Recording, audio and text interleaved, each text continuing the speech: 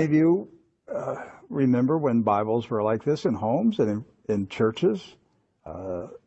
Every church had a Bible like this. Every Christian family had a Bible like this, and they put their family genealogy, the weddings, baptisms, and burials. It was all put inside the Bible, and you passed it down generation to generation.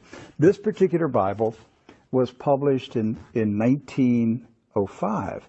Now, the reason I brought it out is that I want to show a map that's in this Bible. Now, mind you, the Scofield Bible was not published until 1913. Right. And I have in my office an original 1913 Scofield, which was the introduction of the Zionist Masonic heresies about a future state of Israel and separating the church from Israel and all that rapture stuff. That's where it came from.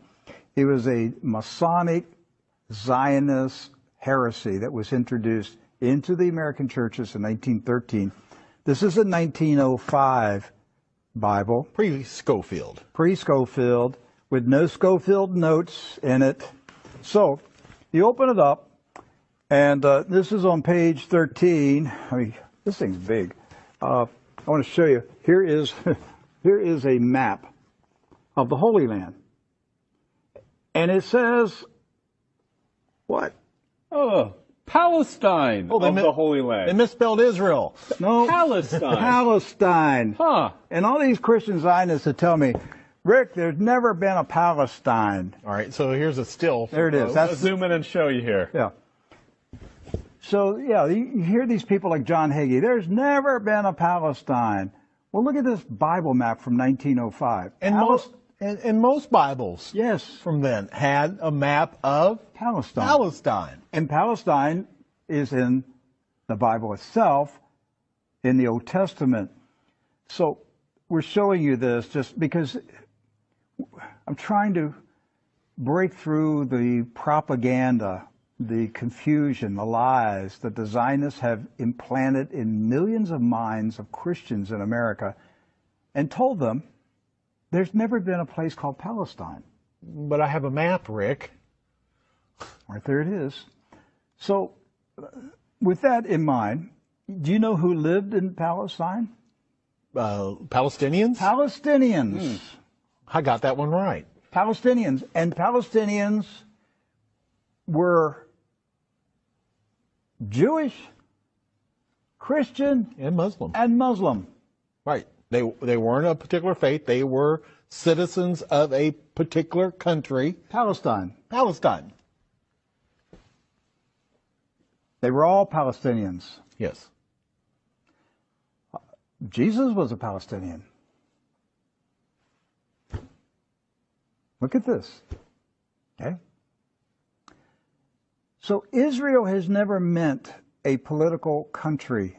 It's always meant the people of God. Yes. The called out ecclesia, the people of God. That's what Israel means. It's not a political country. With that in mind, we're going to show you some of the scenes of the violence that's taking place in Palestine this week, because here's what's happened. Following the 1917 Jewish Bolshevik Revolution in Russia, where the Jewish Bolsheviks went in and slaughtered the Romanov families in a satanic ritual, imposed communism on Russia, killed hundreds of thousands, literally millions of Christians, hundreds of thousands of Christian Orthodox pastors, and burned their churches, and just a horrible attack on the Russian church in 1917 and afterwards. Then they began to infiltrate Palestine in the 1920s and the 30s. In the 1930s, there was a congressman in Texas, Lyndon B. Johnson, and he was smuggling guns and rockets and grenades from Texas to Palestine, putting them in the hands of the Jewish communist terrorists that were infiltrating Palestine. There was no Israel, no state of Israel. It was Palestine. And they crow about that. That's not a conspiracy theory. That's right from the Lyndon B. Johnson Library. The crates they were marked Texas grapefruits.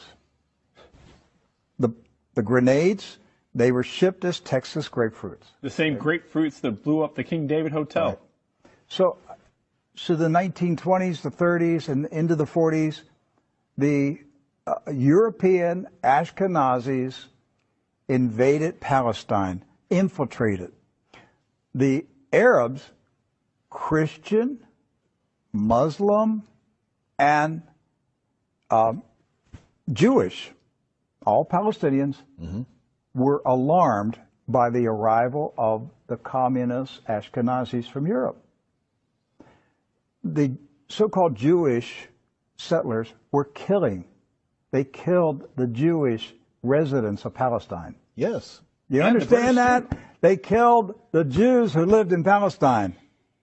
They killed Christians. They killed Muslims. They finally got enough critical mass that they had enough numbers that they took over Palestine and declared their independence in 1948. And Harry S. Truman, a 33rd degree Freemason, quickly recognized this new country as a real country. And that's how we got to 1948 and the State of Israel. There's never been peace in the Middle East since that day. That day is marked by all Palestinians as a day of disaster. Nakba. Nakba. A day of disaster. The disaster continues to this day. The Ashkenazi invaders continue to take the land, the homes of the Palestinians who have resisted, refused to leave their houses, refused to leave their farms. It's not about Palestinians